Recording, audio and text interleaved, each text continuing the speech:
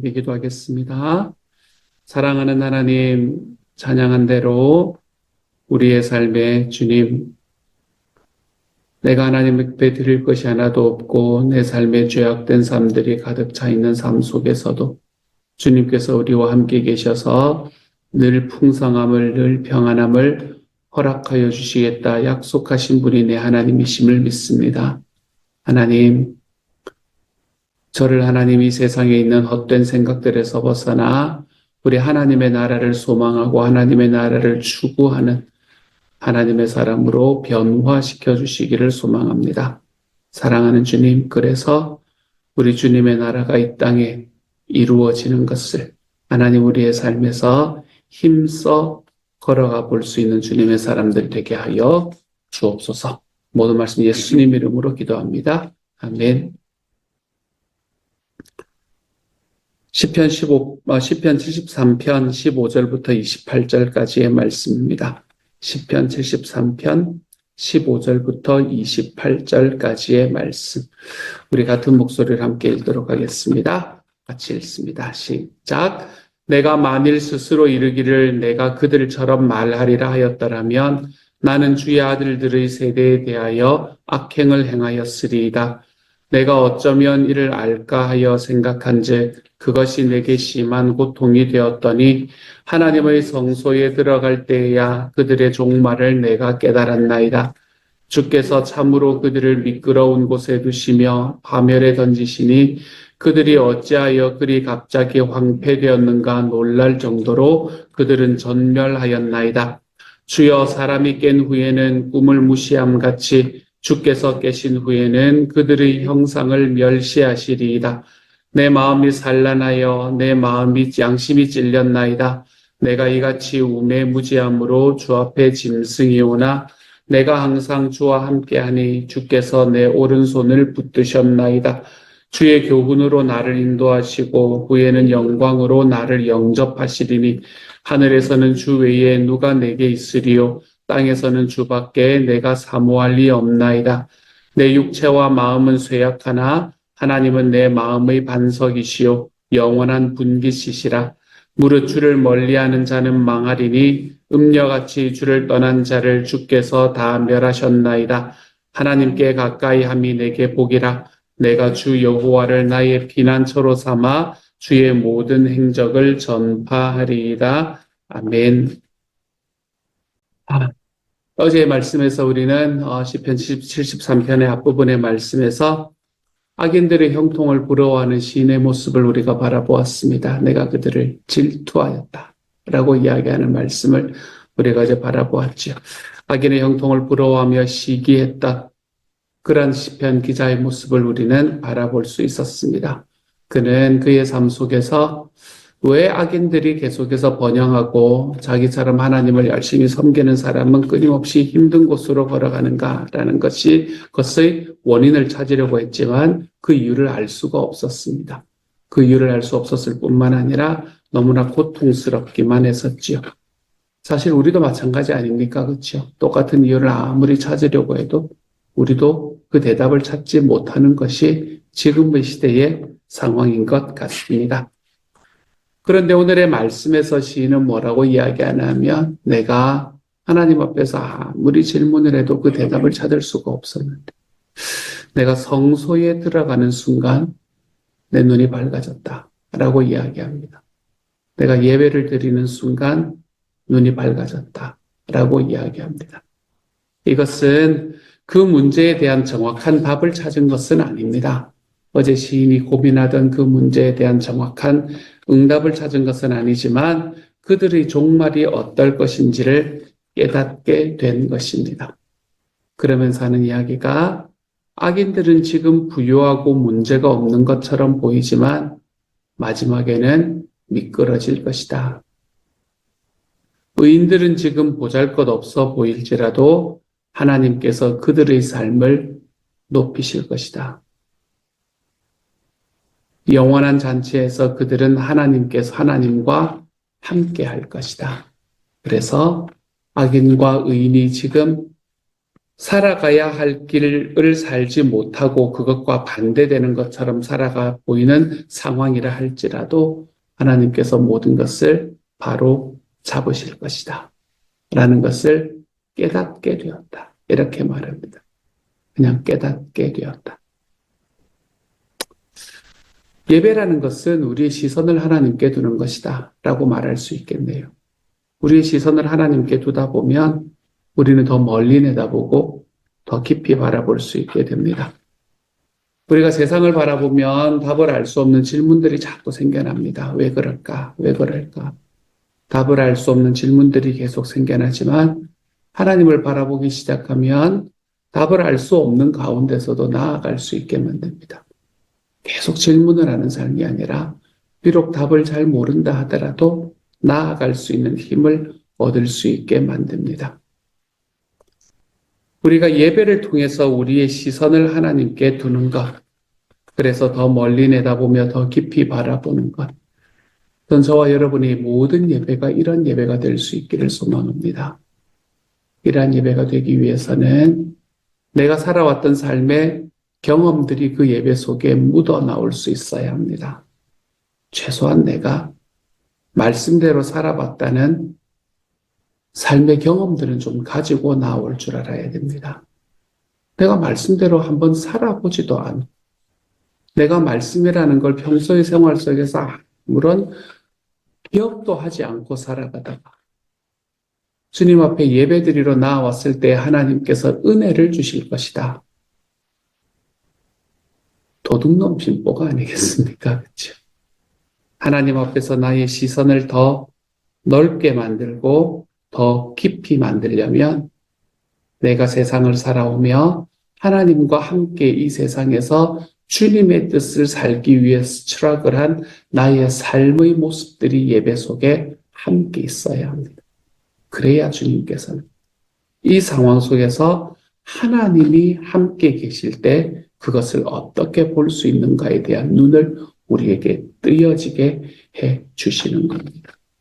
그러므로 사랑하는 여러분, 주님 앞에 나와서 엎드릴 수 있는 하나님의 사람이 되시기를 소망합니다. 예배 때에 여러분의 삶의 모습을 가지고 나올 수 있는 하나님의 사람이 되어 가시기를 소망합니다. 예배는 나의 머리를 움직이는 것, 나의 가슴을 움직이는 것을 넘어서 예배는 내가 이 세상을 어떻게 살아가야 할 것인가에 대한 구체적인 대답이 들려지는 곳이라는 것을 기억할 수 있기를 소망합니다. 예배가 좋았다, 설교가 은혜로웠다라는 사실을 넘어서서 우리의 삶이 그러면 이번 한 주를 내가 어떻게 살아가 볼 것인가? 내가 지금까지 살아오던 삶의 눈과 다른 눈을 가지고 내가 세상을 어떻게 걸어가 볼 것인가? 우리의 예배가 이처럼 나의 삶과 연결이 될 수 있는 하나님의 사람들이 좀 되어갈 수 있기를 우리 주님의 이름으로 축복합니다. 그래서 우리의 모든 예배가 우리의 마음 문은 밝혀지고 더 깊고 더 넓게 바라보게 되며 내가 비록 이해가 되지 않는 부분이 있다 하더라도 여전히 앞으로 나아가는 나의 한 걸음을 디디는데 두렵지 않을 수 있는 하나님의 사람들로 자라나는 예배가 될 수 있기를 우리 주님의 이름으로 축복합니다. 이렇게 악인의 형통을 보면서 질투하며 자기 연민에 빠졌던 시인은 예배로 들어가면서 성소로 들어가면서 비로소 거기에서 벗어날 수 있게 되었습니다. 이제는 질투가 사라지기 시작합니다.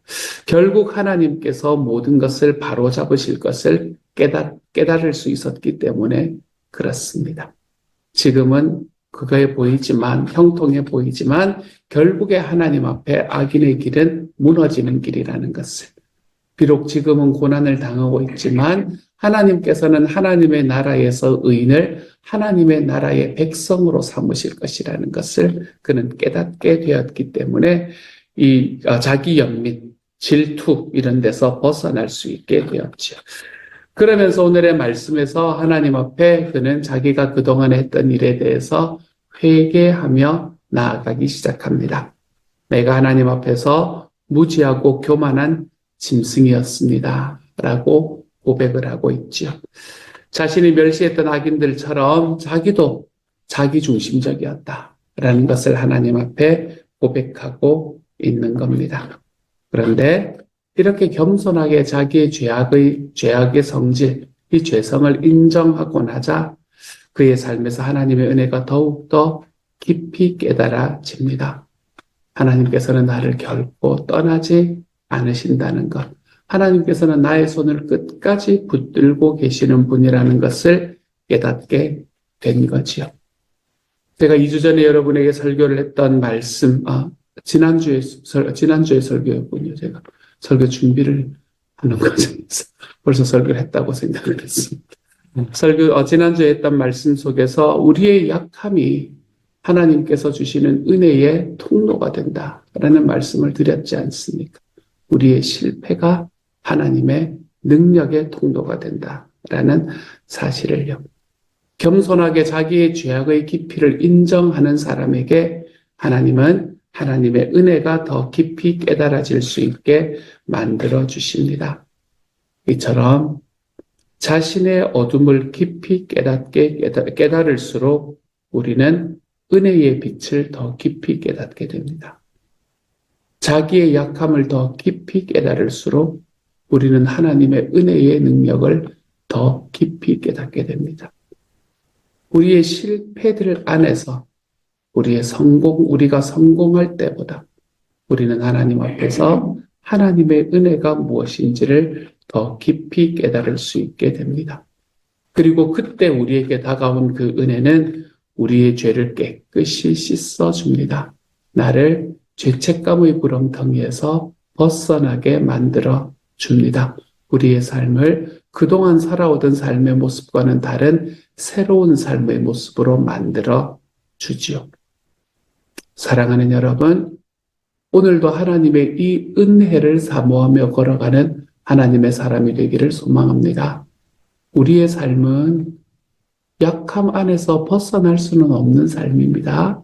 그것이 좀 덜해지고 그것이 좀 더해질 뿐이지 우리는 거기서 벗어날 수가 없는 사람들입니다. 우리는 우리의 삶 속에서 결코 경험하지 않을 거라고 생각하고 살아간다고 해서 우리가 실패를 경험하지 않고 살아갈 수는 없습니다. 우리는 여전히 우리의 삶 속에서 죄의 습관을 버리지 못하고 살아가기 마련입니다. 우리의 죄는 하나님 앞에 여전히 깊습니다. 그럼에도 걱정하지 마십시오. 그 안에서 별처럼 빛나는 하나님의 은혜가 그 안에 있을 것이기 때문에 그렇습니다. 나의 약함 속에서 나의 깊은 죄성을 깨닫는 과정 속에서 내 안에서 끊임없이 새롭게 나를 일으키시는 이 하나님의 은혜, 이것을 좀 깊이 깨달으며 여러분의 삶의 구렁텅이라고 생각하는 그곳에서 새롭게 일어설 수 있는 시간이 될 수 있기를 소망합니다. 내가 여기에서 벗어나지 못할 것이라고 생각하는 여러분의 약함과 죄악의 구렁텅이 속에서도 주님께서 우리 손을 여전히 붙들고 나를 끝까지 인도해 주심을 기억하며 걸어가는 하나님의 사람이 되시기를 소망합니다. 주님은 약함 중에 우리에게 능력을 주시며 주님은 우리의 실패 가운데에서 하나님의 은혜를 베풀어 주시는 분이십니다. 그 하나님이 오늘의 삶 속에 깊이 경험되는 주님의 은혜 안에서 풍성히 거할 수 있는 하나님의 사람이 되어 가시기를 우리 주님의 이름으로 축복합니다. 이렇게 우리를 인도하시고 그렇게 성령으로 우리를 이끌어 가시던 하나님께서는 언젠가 우리를 영광으로 영접하시게 될 겁니다. 그리고 우리에게 영광의 면류관을 씌워주시는 날이 있을 겁니다. 그리고 그 안에서 하나님을 완전히 즐거워하게 만드실 겁니다. 하나님을 놀랍게 누릴 수 있도록 만들어 주실 거예요. 오늘의 말씀에서 이 사실을 깨닫고 이 시인은 하나님 앞에 고백하는데 뭐라고 고백했나 하면 하나님, 그러고 보니 주님께서 내가 생각하는 부조리라고 생각하는 것들을 주님께서 새롭게 만들어 주시고 하나님의 이 공평함으로 이끌어가 주시고 또 내 삶 속에서 있는 약함과 죄악들 속에서도 주님은 여전히 나를 지키시고 은혜 베푸시는 분이라는 것을 내가 알고 나니 이제는 내게는 하나님이 전부가 됩니다. 라고 고백하고 있습니다. 전에는 악인들의 형통함을 시기하고 질투했었지만 이제는 그들의 형통함이 아니라 하나님이 하신 일과 주님이 하실 일을 묵상하면서 힘을 얻습니다. 라고 고백하고 있어요.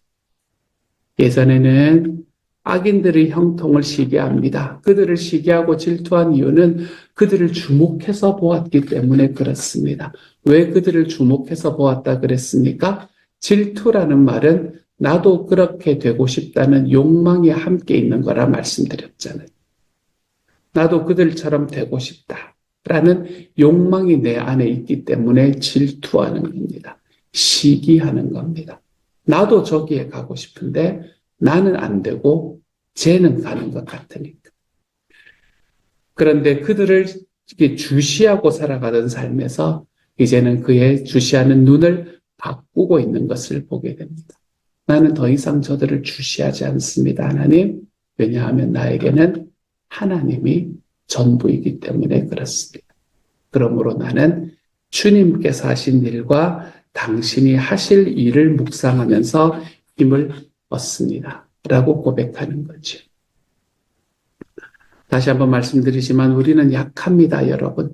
우리의 육체도 약하고 우리의 마음도 약합니다. 우리는 상황 속에서 너무 쉽게 넘어집니다. 어떤 상황이 오면 그 상황 때문에 그냥 굴러서 떨어지는 일들이 참 많습니다. 하지만 이렇게 쉽게 넘어지고 연약한 우리에게 하나님께서는 반석이 되십니다. 그렇기 때문에 하나님을 가까이 하는 것이 우리의 복이 됩니다. 하나님은 그를 믿는 사람들의 삶을 지탱하십니다. 그를 믿는 사람들의 삶을 보존해 주십니다. 이제 이 모든 것을 깊이 깨달은 시인은 뭐라고 마지막으로 고백하나 하면 나는 이제 그 하나님을 널리 전하겠다라고 다짐합니다. 하나님을 찬양하는 삶을 살아내겠다. 이렇게 고백하는 곳으로 걸어가게 되지요. 자기의 삶에 다가오는 그 마음들, 자기의 삶에 있는 그 고난들, 하나님, 저는 주님을 열심히 믿는데 왜 이렇게 되고, 저 사람들은 주님을 믿지 않는 악인들, 주님도 믿지 않고 악인들이기도 한데, 왜 저 사람들은 형통합니까? 라는 이 질문에서부터 시작되었던 시인의 고난과 답답함은 이제 하나님을 묵상함으로써 이겨낸 자리로 걸어가게 된 겁니다.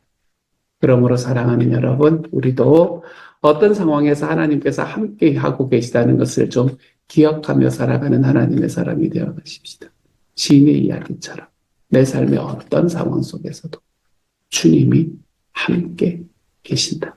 그것을 고백하며 살아가는 하나님의 사람이 되십시다. 주님은 여전히 우리의 반석이 되십니다. 주님은 여전히 우리의 산성이 되십니다. 나를 지키시는 나를 반석 위에 나의 발을 세우시는 분이 하나님이십니다. 내 삶이 흔들리고 약하다고 생각될 때 나를 반석 위에 세우실 주님을 바라보고 걸어가십시다. 내 삶을 흔드는 그 삶의 상황을 묵상하지 말고 내 주님을 묵상하며 살아가는 오늘 하루가 되어 가시기를 우리 주님의 이름으로 축복합니다. 같이 한번 기도합시다. 하나님, 오늘의 시편의 시인이 했던 것처럼 우리도 동일한 고백을 하지 않을 수가 없는 삶을 삽니다. 주님, 하나님께서 은혜를 더하여 주셔서 하나님께서 정말 소원하시고 하나님이 정말 기뻐하시는 주님의 사람으로 내가 약하다는 것은 고백하고 약함은 하나님의 은혜의 통로임을 기억하고 내 주님의 예배 앞으로 나와서 하나님의 응답을 찾고 예배가 그렇게 살아갈 수 있는 삶의 동력을 만들며 예전에는 세상에서 정말 나에게 질투가 되고 시기가 되는 것에 나의 눈을 두었었다면 그 눈의 방향을 바꾸어 이제는 하나님을 나의 삶의 주인으로 그분의 은혜가 내 삶에 어떻게 넘치는가에 나의 눈을 두고 살아가 볼 줄 아는 하나님의 사람이 되게 하여 주옵소서. 감사합니다, 주님. 이제는 내 주님을 바라보며 살겠습니다. 모든 말씀 우리 주님 예수님 이름으로 기도합니다. 아멘.